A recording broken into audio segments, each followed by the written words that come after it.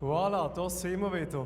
Herzlich willkommen zurück hier im kleinen, aber feinen, wunderschönen Saal im Hotel Schweizerhof. Ich hoffe, ihr habt ein schönes Konzert gehabt. Wir haben jetzt noch ein ganz kleines Highlight für euch parat, und zwar, was das Retrofestival speziell macht, ist, dass man nachher Möglichkeiten hat, ganz einen kleinen Einblick in die Welt der Stars, der Künstler zu kriegen, indem wir hier ein bisschen mit ihnen reden. Und es freut mich jetzt ganz, ganz besonders, dass der Mann, der vorher im anderen Saal auf der Bühne gestanden ist, seine grossen Hits gesungen hat, jetzt so schnell zu mir sitzt. Darum würde ich nochmal um einen grossen Applaus bitten. Please put your hands together and welcome back on stage Mr. Nik Kershaw.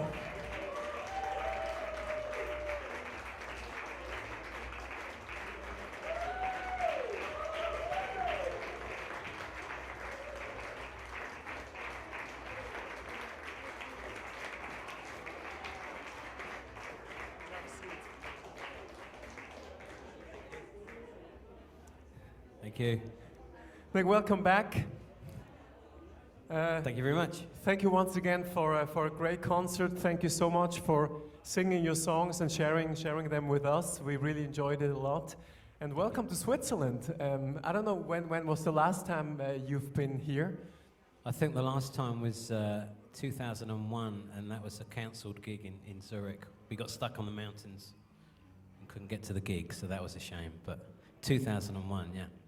11 years. That's quite a long time. Too long. Too long.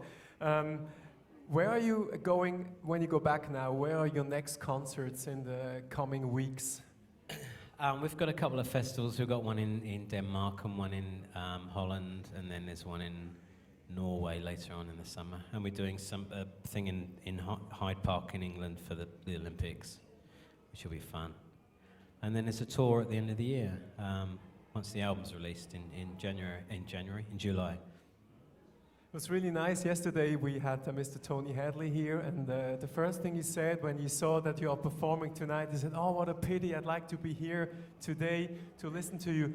Is it common that you guys know each other and you meet once in a while to talk about the old days and also about the present days, about your music and life? Yeah, we bump into each other a lot, yeah, and on the circuit. Are we doing the same kind of gigs, and especially the festivals, and we have a lot of laughs, yeah, talking about the old days. I asked him yesterday, because I was curious myself what the most memorable musical moment for him was, and he immediately said, without really thinking a long time, he said, Live Aid. Was it the same for you? It's something that sticks in your memory, yeah, because it was just such a huge event. Musically, it wasn't my finest hour, but it was a fantastic event. It really was, yeah.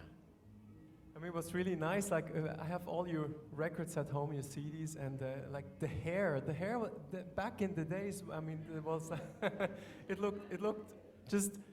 Back in the days, it looked really great. So when you look at your pictures now and your videos and concerts, what goes through your mind when you look back, like 20 years from now? It's funny. It's funny. It's really difficult to see that guy and kind of think that was me. It seems like some other guy that happened to. You know, it's like I'm that guy's dad or something. You know, it's odd. When did you realize the first time that you really made a hit song that was played on the radio, that people sang and people reacted when you played them live? When was that magical moment for you in your musical career? It was Wouldn't It Be Good when that first broke in the UK in January 1984, and then we toured with that, and that was just an incredible experience, that first tour. Does it still happen to you that you drive in your car somewhere and suddenly there's this song on the radio? Does it happen a lot? Yeah, it still happens occasionally, yeah. Not so often, but yeah. No, it's good. It's still a good feeling. It's still a great feeling to hear your records on the radio. Yeah.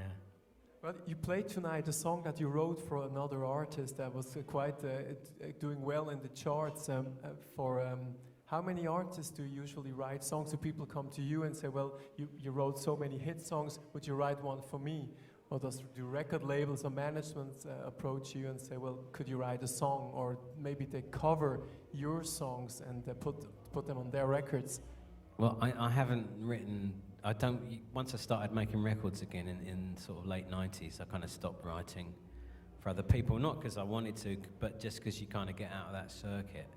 But at the time, I mean, like, well, the one and only I wasn't actually written for Chairs. It was just kind of written, and I stuck it on the shelf for about a year, until he came along and said, "I'll have that one," and that was it, really. I mean, I didn't even think it was a hit when I wrote it, but I know nothing. Well, obviously, you got that something, that special thing, that musical thing that you use in your songs. You can sing them, they stay in your head. Once you hear them, they're there and they stay there forever. So I was wondering, you said you're planning a new album, you're writing now, you're producing it, you're mixing it. You said you just do it yourself because you want to be there until the very last moment.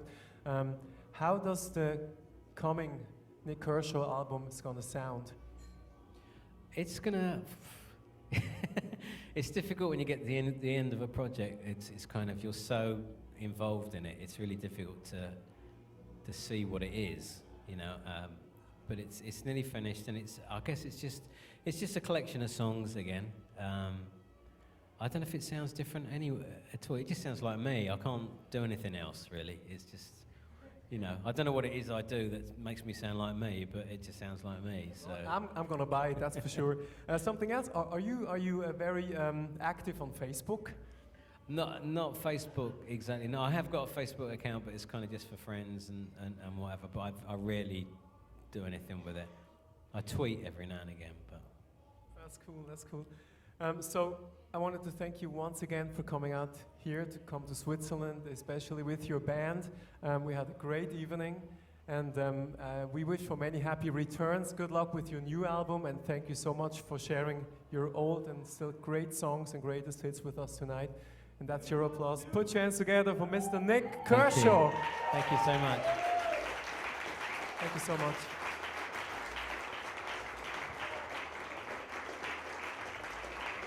Nik Kershaw.